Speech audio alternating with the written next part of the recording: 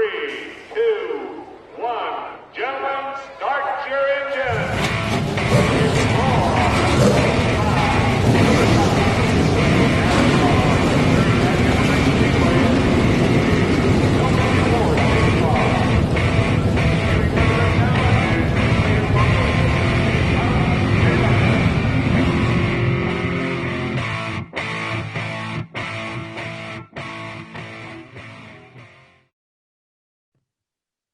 Hello, guys. Welcome back to another episode of Motorsports Digest. I'm here with Cameron at the apartment. We are going to be recording like this maybe another time, but we have not the proper equipment needed for today. I've only got a couple hours of sleep, so I'm forgetful.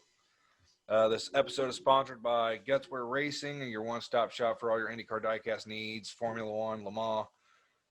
Go check that out at Tom at Gutswear on eBay, and go support your small business. He is going to be going to, I think it's the 12 hours of Sebring, Atlanta, and St. Pete. So if you guys are going to be going to any of those races, he will be there in a big-ass Gutswear trailer. Well, moving forward, we are going to start with we had a lot of racing this weekend. We had the IndyCar Harvest GP doubleheader. We had the first ever 8-hour endurance race at IMS. We haven't seen GT cars on the track since 2014. However, we also had Talladega. That is probably going to be our most controversial topic, so we're going to save that one for last. I'm going to give this platform for Cameron, as he's going to be talking about USAC. All right. Well, the USAC National Sprint Car Series actually just closed their championship this weekend. They raced at Lawrenceburg Speedway on October 3rd. Brady Bacon was able to take the trophy home for the race that night, but also the championship. So congratulations to Brady Bacon for winning the USAC National AMSOIL Sprint Car Championship. There's really nothing else for USAC going on. The USAC Silver Crown Series was supposed to race in Toledo this past weekend, but it got rained out, just as Anderson Speedway did this past weekend. The next race they have is, I can't remember when it is, but let me see here and I'll tell you.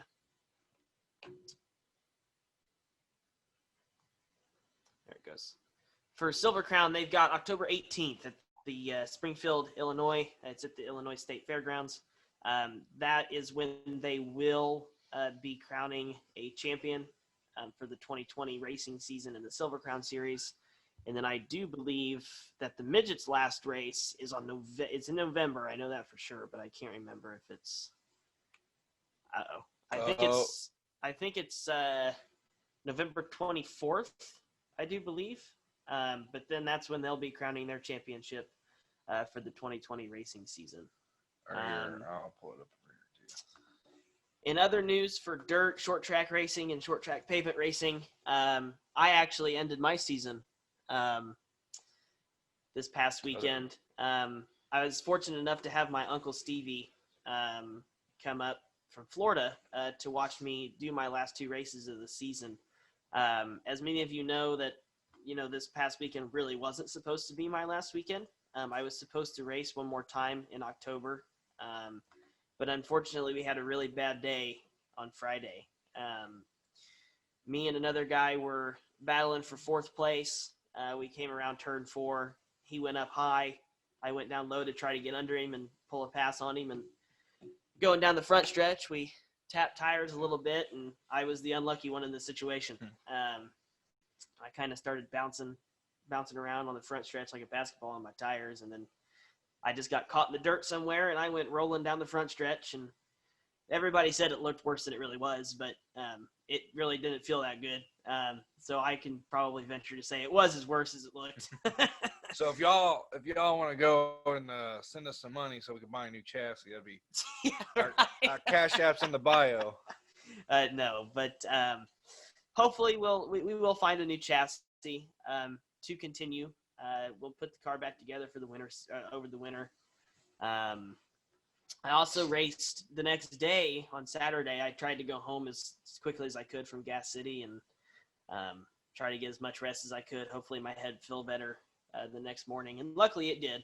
I was very sore in my back and my shoulders. But other than that, I got back in a race car and we went pavement racing at Anderson Speedway. We were doing pretty okay throughout the day. As many of you know, I lost a motor a few weeks ago in that car, and we put a different one in it. Unfortunately, the motor that we put in it really just doesn't have a lot of power. It's old. It's got a lot of races on it. So we were really just kind of working with what we had. We went there with high hopes. We were going to start, I think I was going to start 5th in the feature out of 11 cars. Unfortunately, the rain got to us quicker than we thought. So as the sprint cars were heading out to the racetrack, which they were supposed to race first that night, and then we were supposed to go second. Right as they got out on the racetrack, it started to downpour. So unfortunately, we didn't get the race in. So Saturday was the official last race of my season. So I mean, it wasn't the season I'd hoped for. It really wasn't.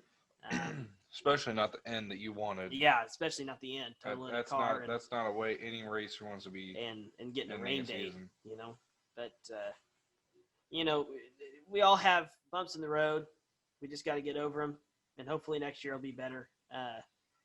I know for sure that during the wintertime we're going to have an episode where we really kind of dive deep into Gladish Motorsports, which is something me and Cameron here are developing. Yep. I've got a lot of people that are on board for it. So that'll be something we tackle a little bit later in the winter season. But yeah, that's all I got for you for this week. And we're going to be doing something different on the YouTube channel as well. Yeah. So it's going to be like it's not just going to be a podcast platform. We're also going to be doing like vlogs, and I wouldn't say vlog. Well, they're going to be vlogs, but it's going to be more like build updates. Kind of just informing everybody of what's going on in the off season, just so the channel's not bland during the off season. Moving on from that, if you guys didn't watch the 8-hour race from the IMS, I think it's the Intercontinental GT Challenge or whatever. That was a pretty good race. A lot of there were some pretty hefty crashes. It was a wet atmosphere most of the day, so a lot of people not really having a lot of practice time and coming from overseas. A lot of drivers, 2 days, 3 days isn't enough time to adapt to a course like IMS. No, not at all. But I'm not gonna go into all the standings and who won, but one name does stand out this year. His name is Jarrett Andretti. He actually won in his class. I think it's a GT4, honestly, but what I'm looking at doesn't say. But so he's chasing the title for the championship, but it only happened 2 days, 2 days ago. So there's not many articles out about it. But despite what has happened this year with John Andretti, I'm glad Jarrett Andretti needed this. Honestly, he's going in the same direction as his father. His father loved motorsports, but sadly, if y'all don't know, John Andretti passed earlier in the year. So, which he NASCAR, IndyCar, he also did road course racing and stuff. Mm-hmm. But now we're gonna go into the Harvest GP. Race 1 was damn good. Colton Herta was very strong. Same with Renus VK. They were just head to head the whole time. And I'd be lying if I said I wasn't upset about Penske sweeping it, but Yeah. what money talks, bullshit walks, is as they say. So Yeah. so Newgarden won the first race, and he honestly was doing pretty darn good. He was mid pack, I would say, and he came all the way out into the onto the top, and was leading. Got overtaken again, and then somehow he came back out on top. And then for second race, Will Power won, and I don't think he's won there yet, but No. that race wasn't that much more exciting. But Will Power is upset how if you're a lapped car, you don't deserve push to pass. That's just summed up. I'd be Instead upset of about that. I agree with that. really. Well, you got to think. I mean, if you're lapping somebody, they are still racing for their position. Yeah. What do you mean? We'll go to the back. They're already in the back. Say that again. Will Power. Okay. He was up front, wasn't he? Yeah, he was up front, Well, but then why is a lap car up front? he's No. not. He's just going so fast around us. Oh, you're saying that he was actually getting ready to lap him. I thought you said he was already a lapped car. No. I think he was going. Anyways, lapped Okay, I cars, get it back now. markers Yeah, I got it now. Yeah, sorry. I was should a little not confused. have push to pass. No. Where's your statement? No. I don't Honestly, I don't the way that I what I think is Is- if you're lapped down so many, just get the fuck off the track. they weren't. Whoa, That's what I. whoa. Okay. That's how it is in short track racing. Get the hell out of the way. Well, okay, but this is they don't get that many laps down. 27 laps. You're 25 laps down, and you're Danica Patrick, and you can get your ass back out on the fucking track. No, this is real racing. Okay, these are some of the best drivers in the world. Yeah. At most, they're normally 2 to 3 laps down, and that's only because of an event that they didn't have control of. So we're going to steer away from the. Well, actually, we're going to go ahead. No, we'll come back to that. We are going to go into the most controversial episode we have ever recorded as a group of Motorsports Digest. Go ahead, Garrett. Go ahead. Say what you want to say. I see you fucking biting your lip. Go ahead. Well, okay, so at first I was thinking, let's get rid of this fucking yellow line rule, but I don't think that way anymore. I think we need because you texted me and I shut your stupid ass up. we need to change it up a little is what I think. Okay? Because one, the NASCAR officials get to decide it, and they fucking screwed Matty D over with it. They screwed Matty D, they screwed Chase Elliott, but then Chase Elliott's team was like, no, you're wrong. And then they were like, you're right, we were wrong. But, money talks in this world of NASCAR. But I hate the fact that Matty D had a second place finish and he got sent to the back of the lead laps. So yeah, I'm actually trying to find a video of it. So because Right there. it's very controversial. So we're trying to get this together and show you guys. So, but yeah, honestly, it was a lot of BS. We're just gonna let the video show you. yeah, it was a lot of bullshit that even a lot of other people are Dale Jr. was pissed off about it. Yeah. Oh, that's a checkered flag. All right. We're gonna watch a little bit of the last lap. How do I share this screen? Right there. Okay. Yep. Share. All right. Go ahead and make that Full There screen. you go. All right. So this is the last lap on the backstretch. Matty D is in front. Eric Jones. You got Chris Buescher, William Byron.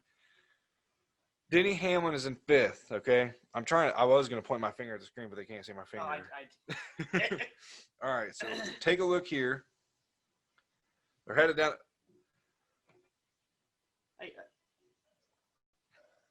Oh, wait, no, this is the overtime, I think. Okay, so Matty D comes down. Ooh, So I'm gonna pause it right there. he would. Matty D comes down, okay? Spotter guide, okay? They've got binoculars and shit. They can see everything.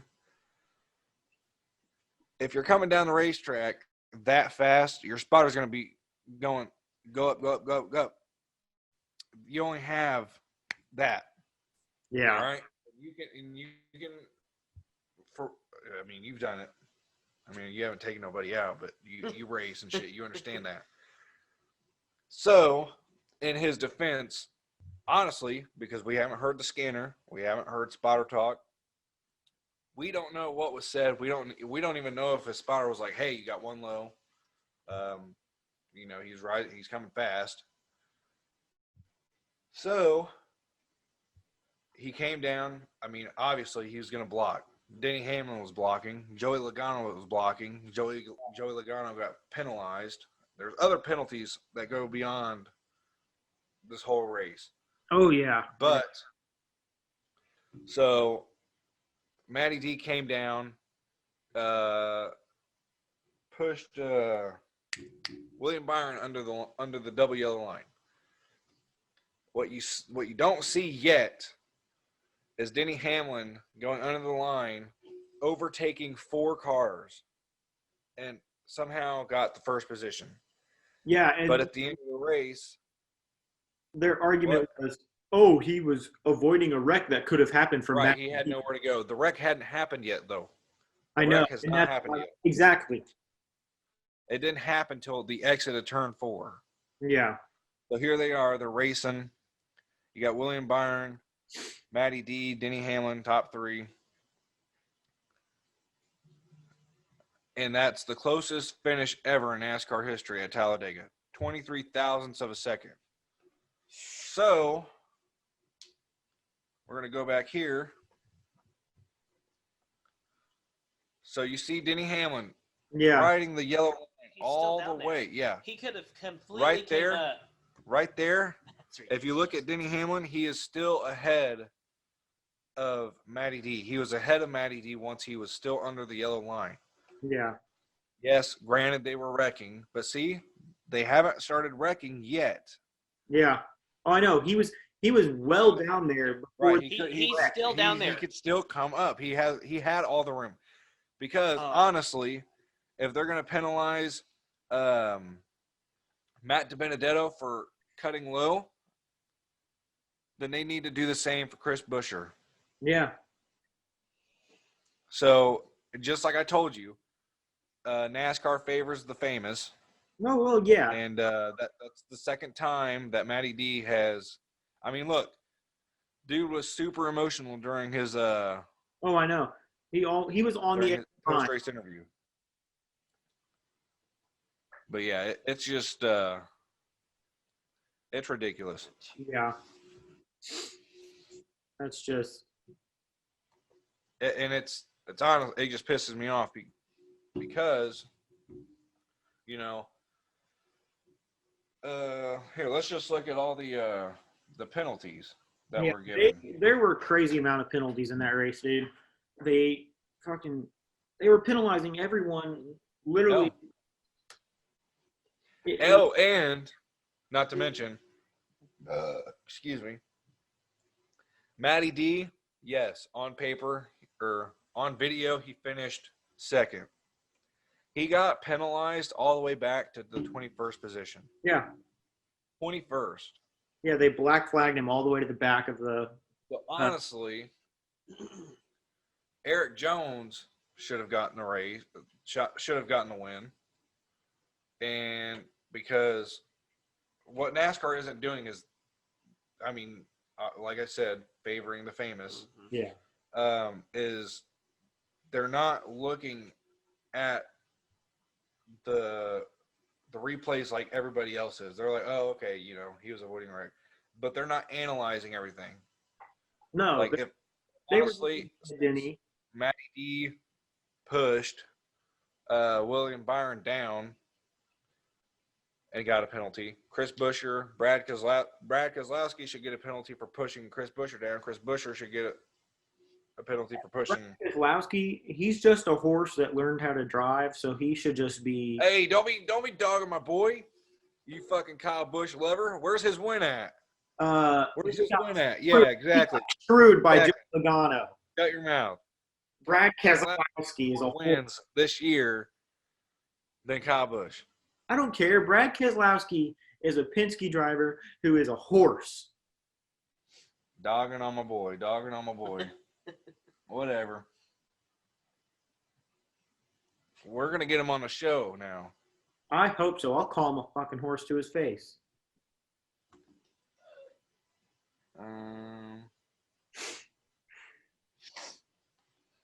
All right, well, I can't find a penalty report, but yeah, it was stupid.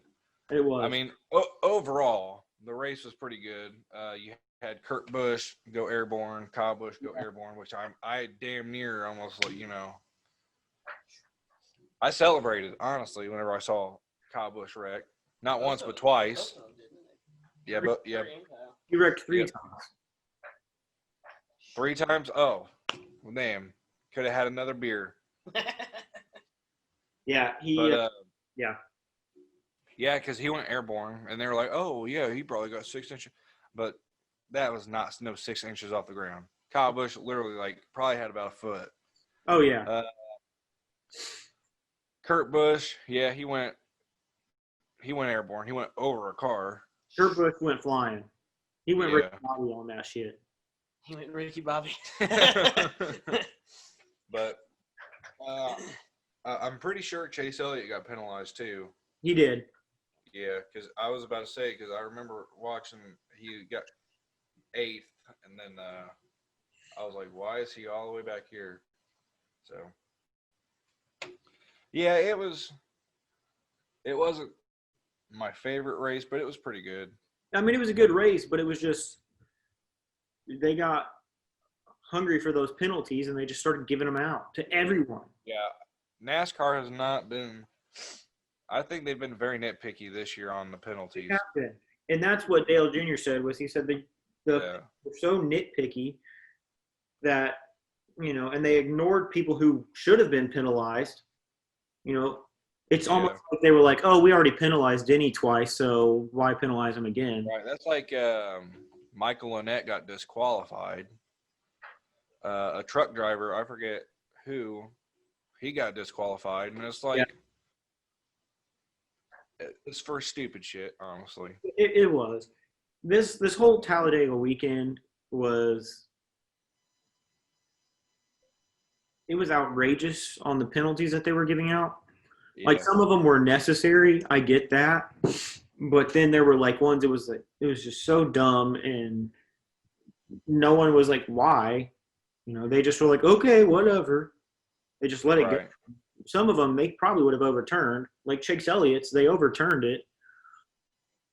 So. Yeah, I know they didn't penalize some, but yeah, it's money talks. But they're racing the Roval next, right? Yeah, running the Roval. Chase Elliott will probably win, and I'm not just saying that because I'm a fan. No, he's won the last 2. Yeah, he most likely will win the Roval. He's a great road course driver. Damn good road course racer. But we got IndyCar, their next race, which is in 19 days from today. So today's October 6th. In 19 days, they'll be doing a doubleheader at St. Pete for the championship. Mm-hmm. And let's see who. Because I think Scott Dixon is still leading in points if Let's go IndyCar. Yeah, Scott Dixon is because whoever won the first race of the Harvest GP had to win the second Harvest GP to beat to overtake him. Dixon. Come on. Yeah, so Scott Dixon is in first. Joseph Newgarden is in second. Colton Hurt is in third. Will Power in fourth, and Pato O'Ward in fifth. That's 32 points, right? Scott Dixon has a 32-point lead. Yeah. Over Newgarden. So he's got 4 wins. Newgarden's got 3. But Yeah. hopefully, Iceman can get it. I'm excited. Let's go back to NASCAR here for a second. What are you guys thinking about Bristol? Honestly, the dirt track race for the Yeah. Cup Series, hell yeah. So they announced what package they're going to use too. They're sticking with the same package they normally do. So it's going to be even more wild than Yeah. First time since 1970. yeah. It's going Hell. to be. I'm excited. Hell I mean, yeah. really. This whole next season for NASCAR is going to be crazy. We're going to see more road Yes. courses. We're not going to see the oval Brickyard, which I'm excited for because when Xfinity ran the road course, it was an amazing race. And honestly, the oval at the Brickyard has become really boring for NASCAR. Yeah, and I don't know who. Yeah, the Brickyard 400 has been dead. Yeah. I think I said something. No, I was talking to my dad. There's an episode that I watched. The username of Slap Shoes did why the Brickyard 400 was dead, and it's dead facts. Like Yeah. It's been nail dead. in the coffin, straight true. Yeah, it's been dead for a while, and I think this is what's going to really bring back the race. It's going to be let's run the road. I mean, anybody that's in Indy is going to be like, oh, the Brickyard 400, okay, but this okay, yeah, so the full 2021 NASCAR Cup schedule, okay? It's also up on our Instagram, so Yeah, it's on our Instagram too. Oh yeah, let me check that real quick. That might be easier to read. yeah, I can't read. there's definitely some tracks we're not going to see next year that I was a little surprised to not see. Okay. Yeah, so we've got Daytona, Miami, Fontana, Las Vegas, Phoenix, Atlanta. Your typical speedways, super speedways. Then you've got the Bristol Dirt Track, March 28th. I'm super pumped for that. We should go. Take a trip. Dude, I would be down to go to that. That would be amazing. Hell yeah, dude. I've You've already got Richmond, Talladega, Kansas, Darlington, Dover, your usual tracks. Then you've got Circuit of the Americas. yeah. That is my favorite track ever. First time ever. Whoa, speaking of, look at that. That's it right there. That's weird. That's It popped up on your thing. NASCAR will run it. It's going to be. Yeah, and I honestly, that's going to be super pumped because there's so many chicanes, so many hairpins in there. So it's going to be Martinsville pretty much. Lots of bumping and rubbing and pushing out of the way. Oh yeah. You got the Charlotte Oval. Sonoma is going to be back on the schedule for next year. So that's also, I love wine country. That's awesome. Then you have Nashville Super Speedway. Yeah. I actually requested to buy some tickets for that race. So. Yeah. IndyCar is doing the Nashville road course. Yeah. So, street course. Yeah, I requested tickets for that too. Because I want Indianapolis road course, August 15th. That's I'll be in Florida. Never mind. I was gonna say, hey, we can go for my birthday, but yeah. Two major tracks that we won't be seeing this coming year is Chicagoland and Kentucky. So I'm not surprised that we won't see Chicagoland. They were pretty quick to say that they didn't want to race this season. So I think that was NASCAR's thing of saying, okay, obviously you don't want to be a part of the season, so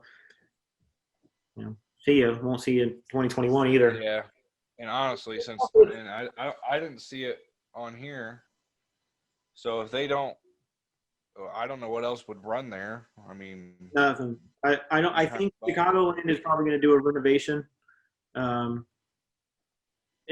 Oh yeah, speaking of renovations, that reminded me.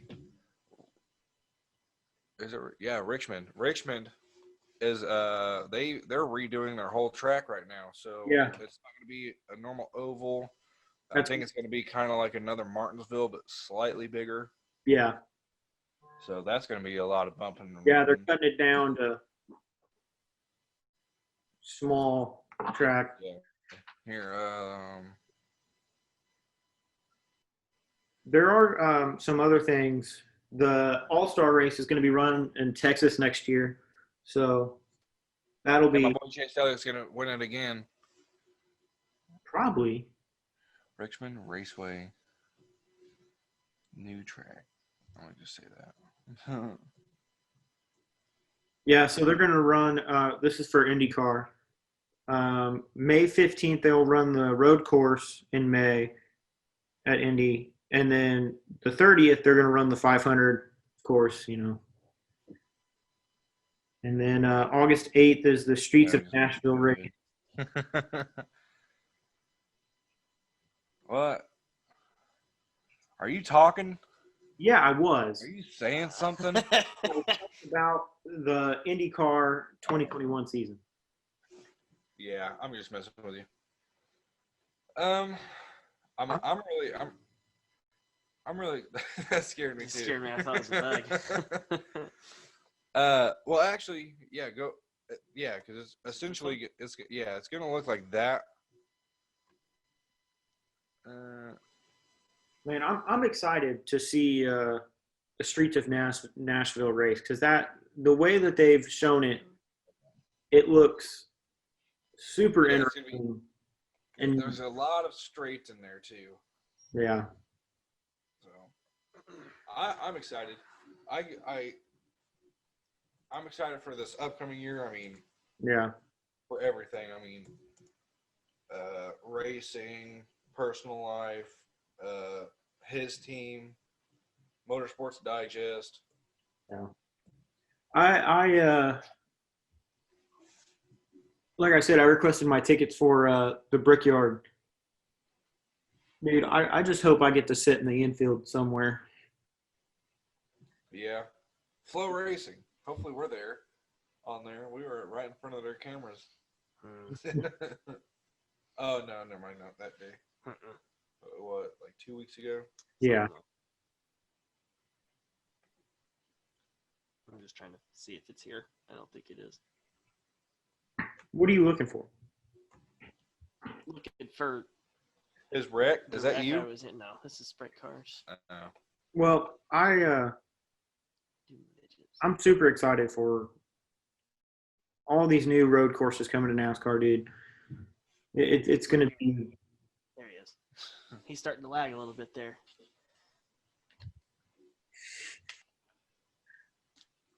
Is that you? Yeah, but it doesn't show. It doesn't. We're looking at Cameron upside down. Oh, that's fine. Here we go. See what? So.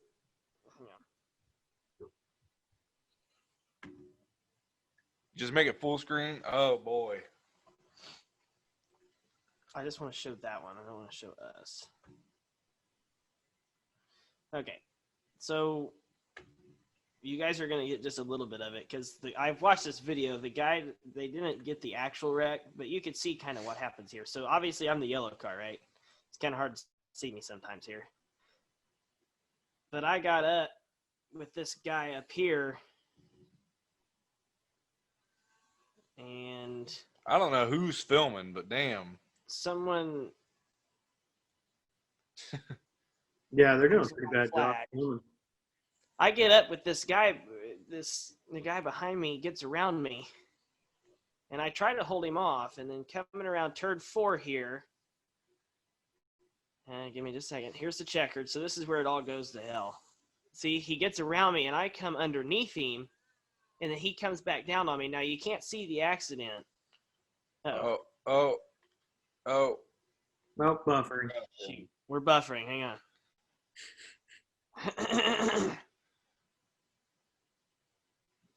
So you were running fourth? Oh, Man, we almost made it too. We were almost, almost. to what y'all wanted to see. Try It might and not back work. it up a little bit. Ciao. Oh my God. I'm experiencing interruptions. Interruptions. Okay, there we go. Okay, so see, they didn't catch the accident, but you could see me. Look at all that fuel coming out. Oh my God. So, fun fact: the fuel cap actually flew off when I don't know how, I don't even know where it went, but the fuel cap came off. The fuel was spilling out everywhere. Everybody's afraid I was gonna catch on fire, but I'm on fire, damn it! we were gonna pull some Ricky Bobby, Just strip naked and run across the dirt track. kind of roll down the dirt, you know. But yeah, that's what happened. That was my weekend. So, Man, things happen though. So Yeah. it's not, Yeah. but oh well. Maybe next year will be better. I hope so. I hope so. I'm sure it will be. 2020 has been a shit show for all racing, man. And For Yeah. everyone. I mean, not even just racing, for every single person. I mean, it's just not been good. oh, yeah. So the last thing I've got for today is Kyle Larson released a press release of everything that he has learned from his incident from back in March when he dropped an explicit word that I'm not going to repeat. It was a derogatory term. We all know it. What happened? Bubba Wallace responds. I can't find what Bubba said, but hopefully it wasn't something stupid. Bubba Wallace saying that he trying to dog on Kyle, because we all know Kyle Larson's going to return. NASCAR's even said it without even saying it. They've included him in all of their advertisements and everything for where drivers are going to end up.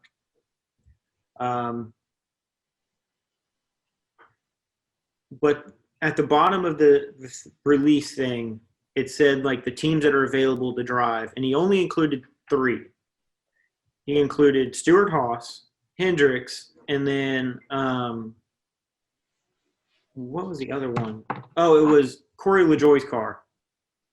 Hell no. Go Fast Racing? Hell no. He ain't going to go there. I was about to say it's definitely not going to be Michael Jordan's. Right. How's he going to use a derogatory term to be sponsored by Trump supporters? Yeah, what is it really? Yeah, it was. I don't see him going with GFR, but No, I think he just put that on there because that was probably the the third option he had. yeah. I Honestly, I could see him if all else fails,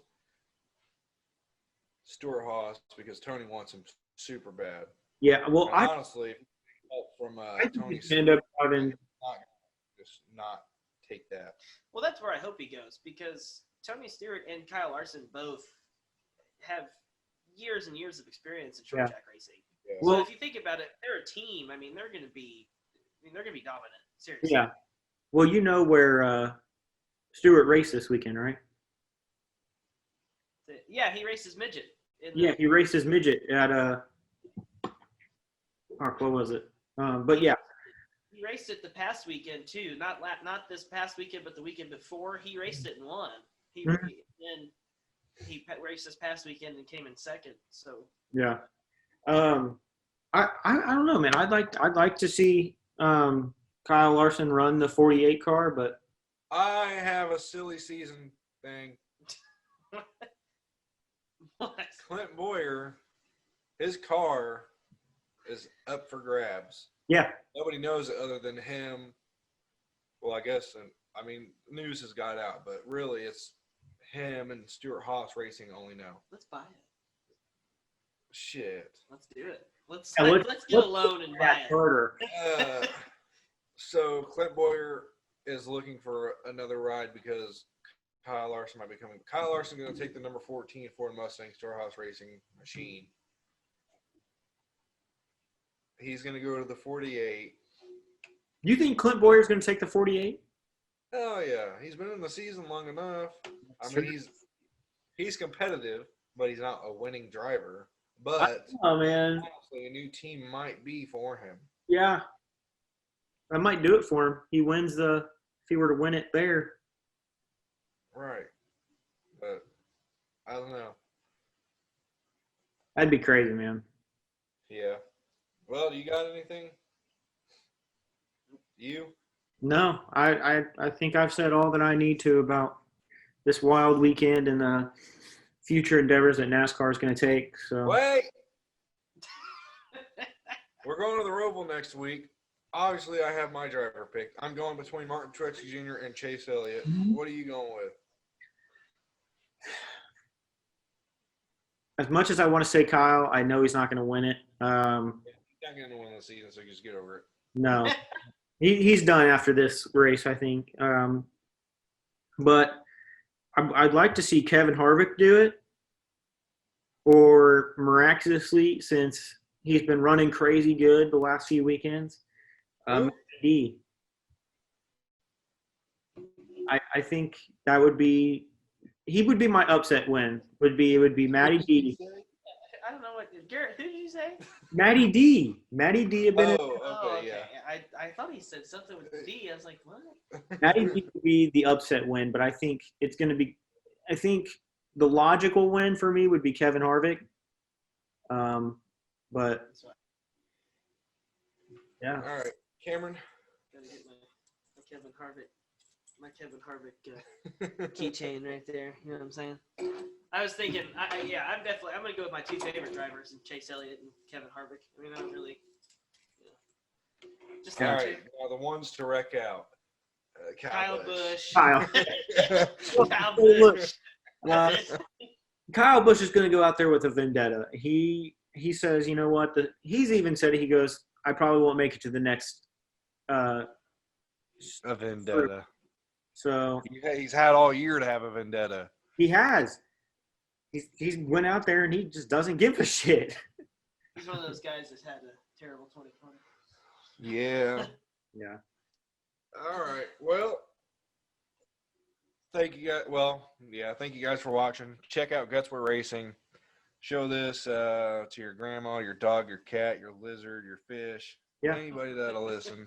And if you're listening, share this everywhere. on We Anchor, are on Anchor now, so yeah, if you're on Anchor, you're listening, we do have a thing that you can donate to help us, to provide us with some more incentive to make more episodes for you guys. So yeah. Headquarters. yeah, Yeah. Soon. Hopefully next year. Yeah, check out Guts We're Racing, Gladish Motorsports. Follow all of us everywhere on all social media platforms. And Garrett is going to upload a trailer for Gladish Motorsports, either on this podcast or on its own. Whether or not, it's still going to be on the YouTube channel. So hopefully it's right after this. But if it's not, then we'll post it by its own self. Yeah, and got to give a huge shout out to Brian Toll for coming to the racetrack at Anderson with us a few weeks ago to make the video. It's actually probably the coolest thing I've ever seen. that's So, pretty. be sure to check it out on YouTube. Yeah, for sure. Yeah, thank you, Brian.